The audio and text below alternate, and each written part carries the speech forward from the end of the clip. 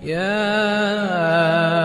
أيها الذين آمنوا إذا نودي للصلاة من يوم الجمعة فاسعوا إلى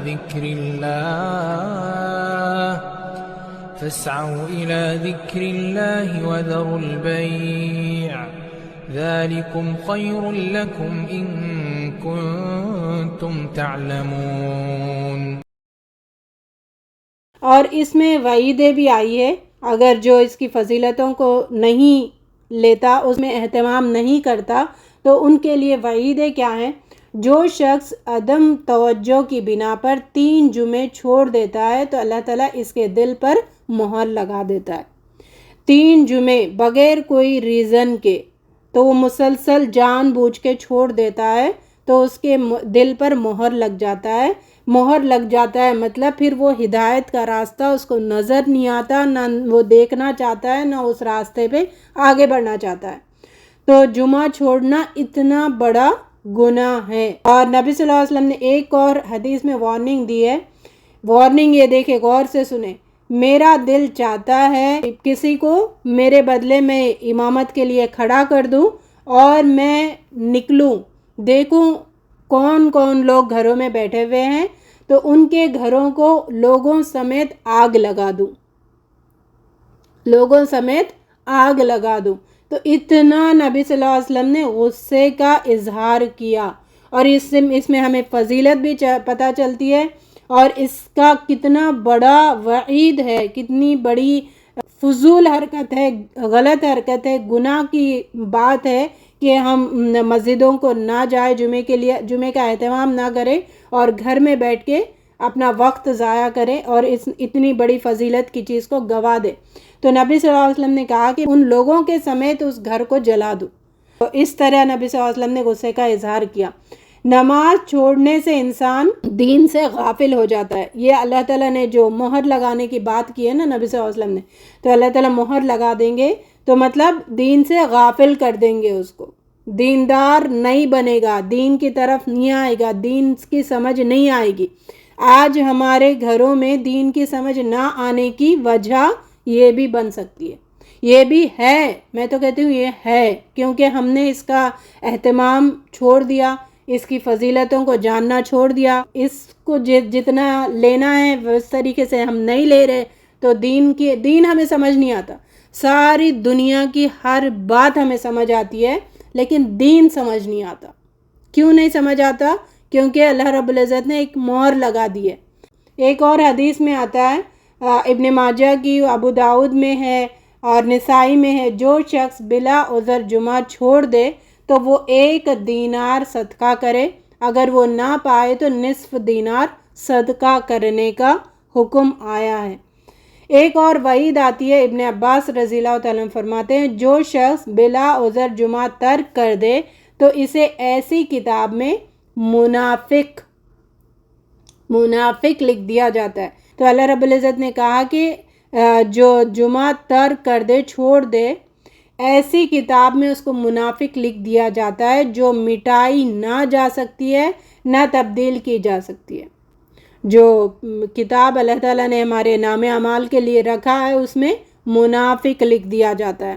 تو اپنے اپنے گھروں کا محاسبہ کریں، ہمارے گھروں میں کیا چل رہا ہے، کتنا اہتمام ہو رہا ہے، عورتیں کتنا اہتمام کروا کر اس اہمیت، اس فضیلتوں کو بتا رہی ہے، اور مرد اس کا اہتمام کر رہے۔ ایک اور حدیث میں آتا ہے اس کی وعید کے بارے میں، جو شخص کھیل یا تجارت کی وجہ سے بے اعتنائی برتے تو اللہ اس سے بے نیاز ہو جاتا ہے۔ کوئی گیمز میں ملوث ہو کے جمعہ چھوڑ دیتا ہے، یا کوئی بزنس میں ملوث ہو کے فلاں ڈیل ہے، فلاں میٹنگ ہے، فلاں کچھ ہے، بلا بلا بلا، جو بھی آپ ریزن بتاؤ، جو ریزن اسلام نے نہیں دیا، جیسے 5 لوگوں کا ہے اور کوئی بیمار ہے، ٹھیک ہے، اٹھ نہیں سکتا، جا نہیں سکتا، جینیون جس کے پاس ریزن ہے، اس کے علاوہ کچھ بھی بہانے کرو، اللہ کے پاس چھوٹ تو نہیں ہونے والی، اور وہ جمعہ چھوڑنے والوں میں شمار ہو جاتا ہے، وہ منافقوں میں اپنا شمار کر لیتا ہے، اور اللہ رب العزت بھی اس سے بے نیاز ہو جاتا ہے۔ جو کرنا ہے کر، مجھے تجھ سے کوئی پرواہ نہیں ہے۔ اللہ تعالیٰ کا ہمارے طرف متوجہ ہونا نا، ہم رزق تلاش کر رہے ہیں، اللہ کو ناراض کر کے رزق تلاش کرنے کی کوشش کر رہے ہیں۔ یہ سارے کام جو کیا ہے، کچھ نہ کچھ دنیا کا فائدہ ہے نا، تو دنیا میں فائدہ کون کرنے والا ہے؟ اللہ رب العزت۔ اب اللہ کو ناراض کر کے، اللہ کی باتیں نہیں مان کے، پھر دنیا کے فائدہ کیسا ہوگا ہمارے لیے؟ تو یہ سوچنے والی بات ہے نا۔ تو یہ مسلمانوں نے غیر مسلموں میں اس کی اہمیت، اس کا جو فضیلت ہے، مسلمان چھوڑ دیے تو پھر غیر مسلموں کو بھی کوئی یہ نہیں ہے، انوالو کر دیتے ہیں۔ تو اگر ہم بتائیں کہ بھئی ہمارے پاس اس کی اتنی قدر ہے تو پھر وہ لوگ بھی مان جائیں گے، ہے کہ نہیں ہے؟ ایسے موقع مل جائیں گے، اللہ تعالیٰ ایسے موقع کریں گے۔ تو ہمارے پاس ہی فضیلت نہیں ہے، ہمارے پاس ہی اس کا قدر نہیں ہے، تو دوسرے کیا قدر کریں گے؟ ہمارے دین کی ہمیں ہی قدر نہیں ہے۔ اللہ کرے کہ یہ قدر ہمیں آ جائے۔ اب دیکھیں گے کہ جمعہ کن پر فرض ہے۔ نبی صلی اللہ علیہ وسلم نے فرمایا جو اذان سنے ان پر جمعہ فرض ہے، جسے اذان سنائی دیتی ہے ان پر جمعہ فرض ہے۔ اچھا، جب یہ احادیث ہم پڑھ رہے تو پھر اپنا دماغ تھوڑا 1400 سال پہلے لے کے جائیں، اس دور میں نہ دیکھیں، اس دور کے حساب سے ان کو لیں، ان پر عمل کریں، لیکن سمجھیے 1400 سال پہلے جا کر، اس دور میں جہاں پر یہ مائک نہیں تھا، جہاں پر گاڑی نہیں تھی، جہاں پر اتنی آبادی نہیں تھی۔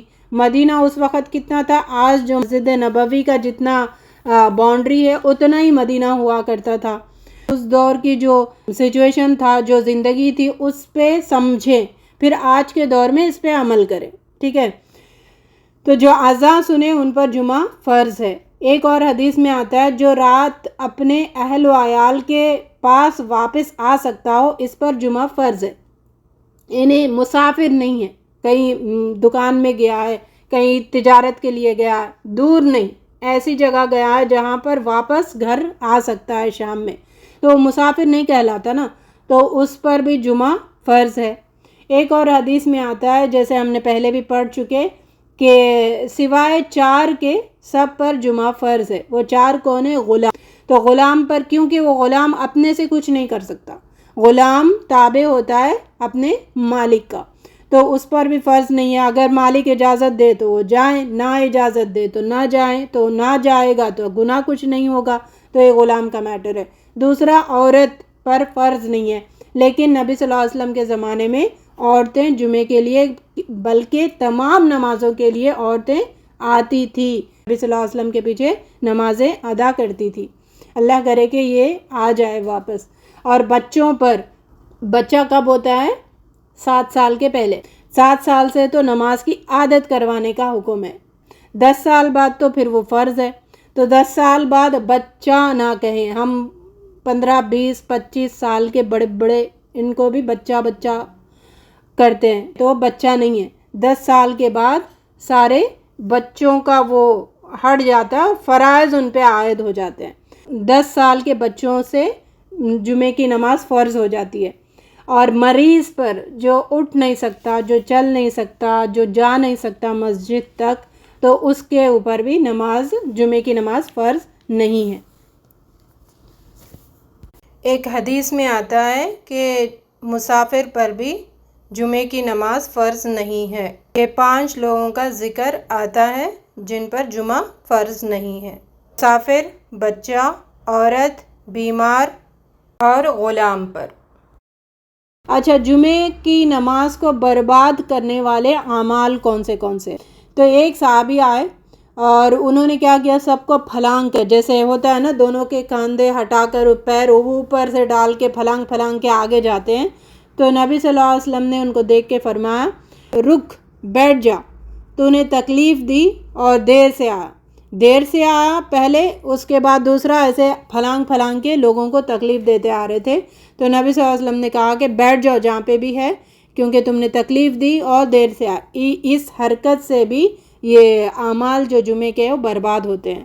ایک مسند احمد کی روایت ہے، نبی صلی اللہ علیہ وسلم نے فرمایا، آواز سے تلاوت نہ کرا گیا۔ جمعے کے آداب میں سے ایک ادب ہے کہ خاموشی وہاں پر رکھی جائے مسجد میں۔ ایک اور حدیث میں نبی صلی اللہ علیہ وسلم نے فرمایا، خطبے کے دوران باتیں نہ کریں، خطبے کے دوران اگر باتیں کریں گے، اگر کوئی ایک بات کر رہا ہے اسے چپ کرانے کے لیے دوسرے بھی بات کرے اور وہ اشارہ کر رہے اشارے سے بھی اس کا جمعہ برباد ہو جاتا ہے، باتیں کرنے سے بھی جمعہ برباد ہوتا ہے۔ تو یہ بات پتہ نہیں ہے تو لوگ باتیں بھی کرتے، فون میں بھی بات کرتے ہیں، آپس میں گفتگو بھی کرتے ہیں، سٹوریاں بھی سناتے ہیں، اپنے گھریلو مسئلے بھی ذکر کرتے ہیں، یہ ہوتا ہے نا، تو جمعہ اس کا برباد ہو گیا۔ نبی صلی اللہ علیہ وسلم نے فرمایا کہ ابو ہریرہ رضی اللہ عنہ کی روایت ہے، خطبے کے درمیان کوئی اشارے سے چپ کروانے کی کوشش بھی نہ کرے، اگر اس نے اشارے سے چپ کروانے کی کوشش کی تو اس نے لغو حرکت کی، لغو یعنی بیکار حرکت کی، جس کی وجہ سے اس کا جمعہ برباد ہو گیا۔ اور لغو کاموں میں کیا ہے، چٹائی ہے اس کا وہ کھینچتے رہتا ہے، کارپیٹ کے دھاگے سیدھے کرتے رہتا ہے، کوئی کپڑے سے کھیل کھیلتا ہے، اپنے ہی کپڑے سے کھیل کھیلتا ہے، کوئی ناک میں کھجلی، کان میں کھجلی، پتہ نہیں کیا کیا کرتا رہتا ہے، کوئی کسی کو اشارہ کرتا ہے۔ اچھا یہاں پہ ایک ٹیسٹ کریں، اپنے ہسبینڈس کو گھر میں، فادر، بچے جو بھی آتے ہیں ان سے پوچھیں کیا کیا حرکتیں ہوتی ہیں، اگر انہوں نے بتا دیا تو ان کو بولے آپ کا دھیان کیوں تھا ادھر، آپ نے امام کو چھوڑ کے ادھر دھیان کیا نا، تو آپ کی بھی نماز کیا ہوگی، برباد ہو گئی۔ تو کنسنٹریشن پورا خطیب کی طرف ہونا چاہیے۔ یہ دیکھنا بھی ایک فضول کام ہے، لغو کام ہے، وہ کیا کر رہا ہے، یہ کیا کر رہا ہے، وہ کیسے بیٹھا ہوا ہے، یہ کیسے بیٹھا ہوا ہے، کوئی موبائل میں بات کر رہا ہے، یہ سب نماز برباد ہونے والی کام ہے، مذاق نہیں ہے، نماز کو برباد کر دیتی ہے، جمعے کی اہمیت کو ختم کر دیتی ہے۔ اور خطبے کے درمیان کنکری چننا، اگر کسی نے خطبوں کے درمیان کنکری چنی تو اس نے لغو حرکت کی۔ تو نبی صلی اللہ علیہ وسلم کے زمانے میں یہ کارپیٹ سے ایسے قالینیں وغیرہ تو نہیں ہوتی تھی، تو نیچے بیٹھتے تھے، کنکری وغیرہ ہوتے تھے وہ چن لیتے۔ ابھی بھی آپ حرم میں چلے جاؤ، جہاں پہ دور جگہ ملی تو کنکر مٹی وغیرہ ہوتی تو وہاں پہ کھیلنا، اس میں کچھ لکھنا مٹی پہ، اور اچھا لوگ پین لے کے پین سے لکھنا، اپنے ہاتھوں پہ ڈیزائن ڈالنا، یہ ساری حرکتیں نماز کو ضائع کرتی ہیں۔ اپنے بچوں کو سکھائے، اپنے گھر والوں کو سکھائے یہ جمعے کی نماز کی اہمیت ہے، جمعے کی نماز کو برباد کرنے والے کون سے کام ہیں۔ یہ سارے کام جو نبی صلی اللہ علیہ وسلم نے بتایا، اس کو ہلکا لیں گے تو بھی نقصان میں پڑنے کا اندیشہ ہے۔ سہل بن معاذ رضی اللہ تعالیٰ عنہ فرماتے ہیں کہ اپنے والد سے انہوں نے روایت کیا کہ جو شخص جمعے کے روز لوگوں کی گردنیں پھلانگتا ہوا آتا ہے تو وہ ایسا ہے جیسے جہنم کی طرف پل بناتا ہے، جہنم کی طرف اس نے برج بنا کے آگے جا رہا ہے، لوگوں کی گردنوں پہ پھلانگتے ہوئے آگے جانا مطلب جہنم کی طرف وہ اس نے راستہ بنا لیا، پل بنا لیا اور اس پہ سے آگے جا رہا۔ اتنی بڑی وعید ہے اس کی، تو ایسی حرکتیں نہیں کرنا ہے۔ لوگوں کو فضیلت نہیں پتہ پہلے صفوں کی، اور صف کمپلیٹ کرنے کا یہ بھی نہیں پتہ ہے، پہلی صف ہے، پہلی صف کو کمپلیٹ کرو پھر دوسری صف۔ اس لیے یہاں پہ دیکھیے عرب میں ایسا ہوتا ہے کہ پہلی صف خالی ہے تو پیچھے والے آٹومیٹک چلے جاتے ہیں، یعنی موسٹلی فضیلتیں پتہ ہوتی ہے، لیکن انڈو پاک کے لوگوں کو پتہ نہیں ہوتی تو پیچھے رہنا پسند کرتے ہیں، تو اس لیے جنت میں بھی پیچھے جائیں گے۔ تو پہلے کمپلیٹ کرتے ہوئے پیچھے آنا ہے، پہلی صفیں مکمل ہونا، ٹھیک ہے، پیچھے کہیں جا کے اپنی الگ بنا کے کھڑے ہونا یہ جماعت کا طریقہ نہیں ہے اور یہ سنت کا طریقہ نہیں ہے۔ نبی صلی اللہ علیہ وسلم نے فرمایا دوران خطبہ بات کرنے والا کتابیں اٹھائے ہوئے گدھے کی طرح ہے، خطبے کے بیچ میں جو بات کرتا ہے وہ کتابیں اٹھائے ہوئے گدھے کی مانند ہے۔ تو ایسی حرکتیں نہ کریں، دین کی معلومات کریں، جہاں پہ ہم جا رہے اس کی کیا آداب ہے، کیا ایٹیکیٹس ہے، وہ سارے معلومات کرنا ضروری ہے۔ ہم معلومات کرنے میں کوئی فوکس نہیں کرتے، بس اٹھ کے منہ اٹھا کے چلے جاتے نا، اور ساری نیکیاں کمانے کے بدلے الٹا گناہ لکھا کے واپس آتے ہیں۔ تو معلومات کریں، آداب ہر کام میں، دین کیا ہے، کمپلیٹ ہے نا، ہماری زندگی کا ہر پہلو پر بات کرتا ہے، بات کرنے کو دین کہتے ہیں، تو ہر پہلو میں اسلامک کیا ایٹیکیٹس ہے وہ پہلے جاننے کی کوشش کریں، جب جانیں گے تو پھر عمل بھی آئے گا۔ تو پتہ ہی نہیں، پتہ کرنے کی کوشش بھی نہیں کرتے، یہ تو پھر کم عقلی کی بات ہے۔ آخر یہ جمعے کی اتنی فضیلت کیوں ہے، اس کے پیچھے کیا حکمت چھپی ہوئی ہے؟ دین کی جو اہمیت ہے دین کا جو حکم ہے، دین کا جو مقصد ہے، وہ ساری باتیں جو دین کی ہے وہ سمجھنے کے لیے جمعہ ہفتے میں ایک دن ہفتہ واری اجتماع کا اللہ رب العزت نے مقرر کیا۔ ایک دن جمع ہو جاؤ اور اسلام کے بارے میں جو جو باتیں ہیں اور جو معاشرے میں چل رہا ہے، ہم مسلمانوں کو کیا کرنا چاہیے، کون سا سٹیپ اٹھانا چاہیے۔ الیکشنز کا ٹائم ہے نا انڈیا میں، تو پھر وہ مسجدوں میں خطبے میں یہ بھی ذکر کرنا کہ اب بھائی الیکشنز آ رہے، ابھی ہم کس کو آگے بڑھائیں، کسے آگے بڑھانے سے اسلام کا کتنا فائدہ ہوگا، شاید ہو رہا ہوگا، کہہ رہے ہوں گے لوگ، تو یہ معلومات دینا بہت ضروری ہے۔ اور آج تو صرف فرقے وارانہ جو تقریریں ہیں اسی میں لوگ ملوث ہے، کوئی گائیڈ صحیح چیزوں میں کر ہی نہیں رہا۔ اور عورتیں تو ماشاء اللہ ہے، گھروں میں بیٹھے، نہ اس کے بارے میں پتہ، نہ کسی جماعت کی اہمیت کا پتہ ہے ہمیں، ایک یونٹی کا ہمیں نہیں پتہ ہے۔ صرف جمعہ ٹو جمعہ قرآن اٹھا کے پڑھنا نہیں ہے، یہ ایک اجتماع، لوگوں کو اکٹھا۔ ہر دن تو لوگ جمع نہیں ہو سکتے نا، ہر دن تو لوگ اکٹھا نہیں ہو سکتے، لیکن انفرادی طور پر ہر دن پڑھنا ہی ہے۔ لوگ مسلمان جو ہے یہ اس چیزوں کو ریمائنڈ کرتے ہی رہنا ہے، تذکیر کرتے ہی رہنا ہے۔ لیکن جب سارے مل کے جمع ہو کر وہ کام کرنے کے لیے، اللہ کی باتیں سمجھنے کے لیے، یہ انقلابی جو تعلیم ہے، انقلابی جو مشن ہے نبی صلی اللہ علیہ وسلم کا، اس کو سمجھنے کے لیے اللہ رب العزت نے ایک دن فکس کیا ہے، اس سے ہمیں فائدہ اٹھانے کی ضرورت ہے۔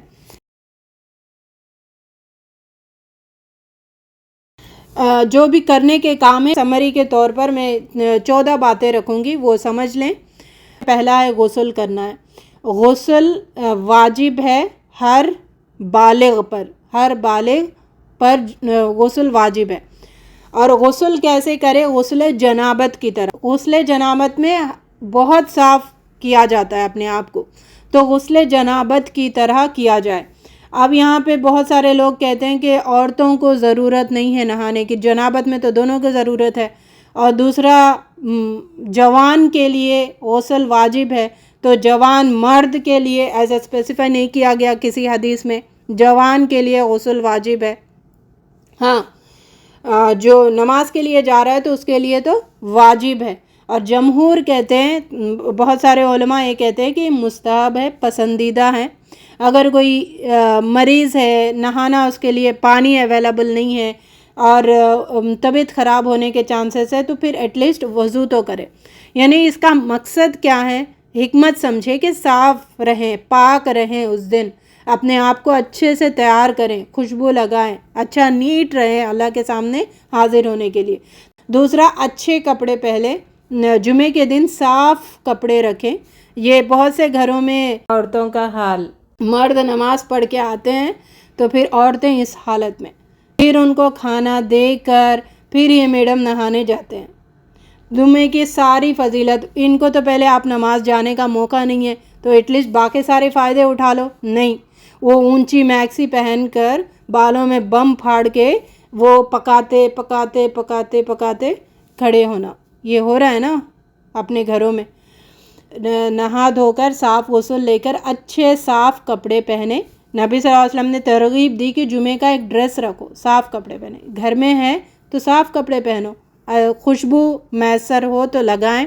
جینٹس جب مسجد کے لیے جا رہے تو خوشبو لگائیں، عورتیں گھر میں ہیں تو لگائیں۔ عورتیں مسجد جا رہی ہیں، وہ عورتیں تو خوشبو نہ لگائیں، کیونکہ جو عورتیں خوشبو لگا کر نکلتی ہے، جتنے لوگوں تک وہ خوشبو پہنچتی ہے، وہ اس نے زنا کیا، وہ گھر آنے کے بعد اس کو غسل جنابت کرنا پڑے گا۔ تو خوشبو لگا کر عورتیں باہر نکلنے سے منع ہے، لیکن جینٹس ہے مسجد جا رہے تو خوشبو لگا کر جائیں۔ چوتھا کام ہے تیل لگانا۔ آج کل جیل لگایا جاتا ہے، آج کل تیل لگانے کا یہ سسٹم چلا گیا نا، لوگ روکھے بال رکھنا پسند کرتے ہیں، تو نبی صلی اللہ علیہ وسلم کی سنت کو فالو کرتے ہوئے تیل لگائیں۔ ایک اور چیز ہے مسواک کرنا، 5ویں چیز مسواک کرنا، یہ بھی سنت ہے جمعے کے دن، اور ہر دن مسواک کرنا ہی خاص کر اہتمام کرے جمعے کے دن۔ 5ویں چیز ہے خطبے سے پہلے مسجد میں جانا۔ 6ٹھی چیز ہے تحیۃ المسجد پڑھنا یا جتنے ہو سکے نوافل پڑھنا۔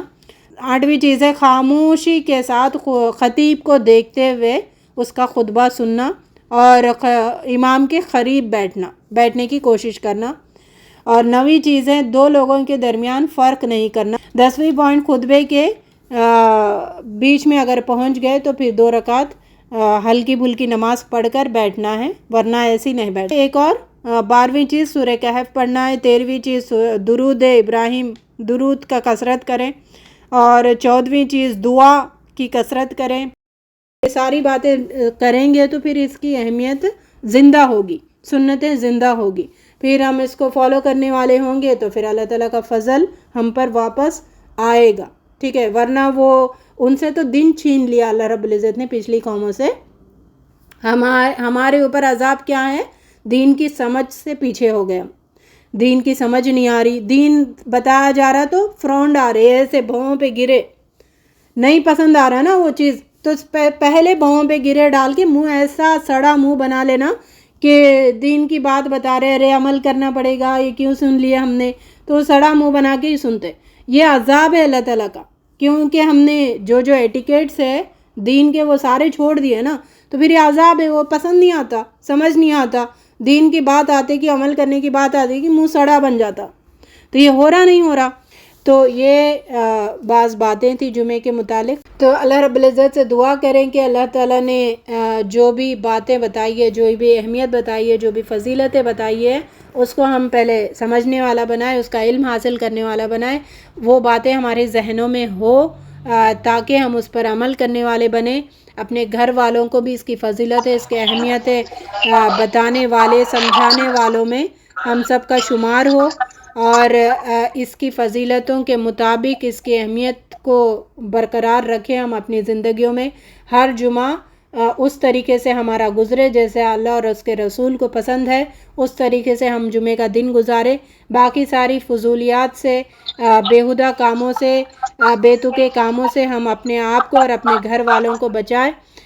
اس دن کی اہمیت جاننے والوں میں ہم سب کا شمار ہو. اور اللہ رب العزت ہمارا یہ وقت جو نکالا ہم نے اللہ کی باتیں سننے، دین کو سمجھنے کے لیے، ہمارا یہ وقت قبول فرمائے اور ہم سب کو اسی طرح جنت میں بھی اکٹھا فرمائے. اور ہم سب کے گھر والوں کو، تمام خاندان والوں کو، تمام امت مسلمہ کو دین کا علم سیکھنے سمجھنے کا جذبہ عطا کرے. دین کا علم سیکھنے کے لیے سہولتیں عطا فرمائے اور اس کو قبول فرمائے. 2 منٹ. اللہم اقسم لنا من خشیتک ما تحول به بیننا وبین معصیتک ومن طاعتک ما تبلغنا به جنتک ومن الیقین ما تهون به علینا مصائب الدنیا. اللہم متعنا باسماعنا وابصارنا وقواتنا ما احییتنا واجعله الوارث منا واجعل ثارنا على من ظلمنا وانصرنا على من عادانا ولا تجعل مصیبتنا في دیننا ولا تجعل الدنيا اکبر همنا ولا مبلغ علمنا ولا تسلط علینا من لا يرحمنا. سبحانک اللہم وبحمدک نشہد ان لا الہ الا انت نستغفرک ونتوب الیک. السلام علیکم ورحمۃ اللہ وبرکاتہ.